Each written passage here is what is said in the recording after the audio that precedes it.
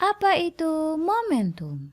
Momentum adalah topik yang ramai dibincangkan di riset dan kuantitatif investing. Karena menurut teori market efisien, momentum harusnya tidak ada. Tapi ternyata momentum benar-benar nyata. Momentum telah dipakai banyak orang sukses berinvestasi di pasar modal. Dalam paper yang dirilis oleh Eugene Fama dan Kenneth Franz dengan judul Dissecting Anomalies, ditulis bahwa momentum adalah premier anomali. Now, momentum, from my view, is the potential, the biggest embarrassment for efficient markets.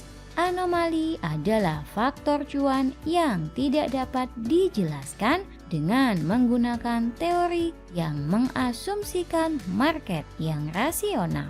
Premier anomali berarti memiliki potensi menghasilkan return tertinggi bila dibandingkan dengan anomali lainnya, seperti value investing.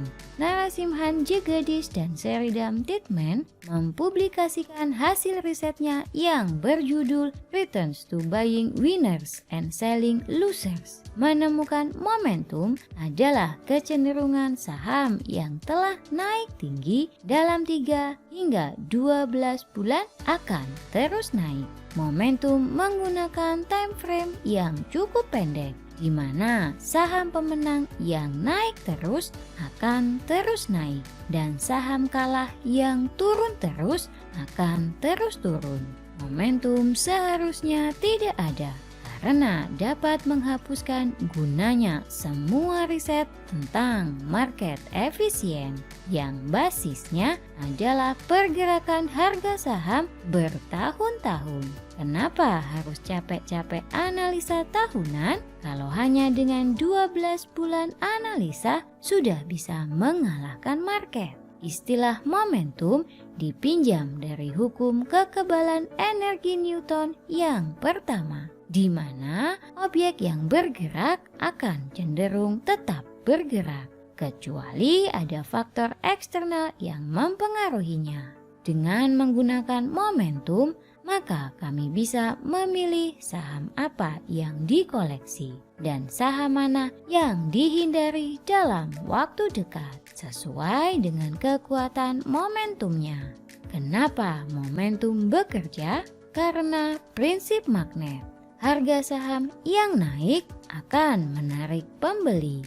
Harga saham yang turun akan menarik penjual. Simpel bukan? Ketika harga saham naik, orang-orang akan berebut membelinya.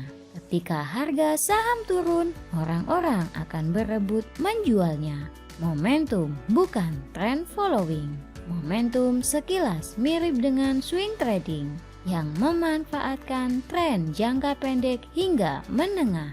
Namun ada perbedaan mendasar, di mana trend following menggunakan analisa teknikal dengan melihat chart dan menggunakan indikator, misalnya dengan moving average, untuk menentukan suatu saham sedang uptrend atau dalam fase downtrend. Momentum tidak mengenal uptrend dan downtrend, namun dengan membandingkan antara momentum satu saham dengan saham lainnya dan memilih momentum yang lebih kuat. Momentum investor bisa membeli suatu saham dalam kondisi uptrend maupun downtrend. Misalnya ada 2 saham dengan pergerakan harga seperti ini. Kami akan membandingkan saham A dengan saham B. Momentum A lebih kuat dari B. Karenanya kami membeli saham A. Kami juga membandingkan jalur pergerakan harga. Jalur yang lebih mulus akan lebih kami pilih ketimbang jalur yang volatil dan berliku-liku.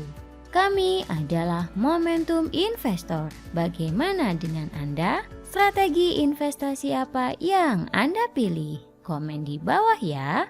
Bye.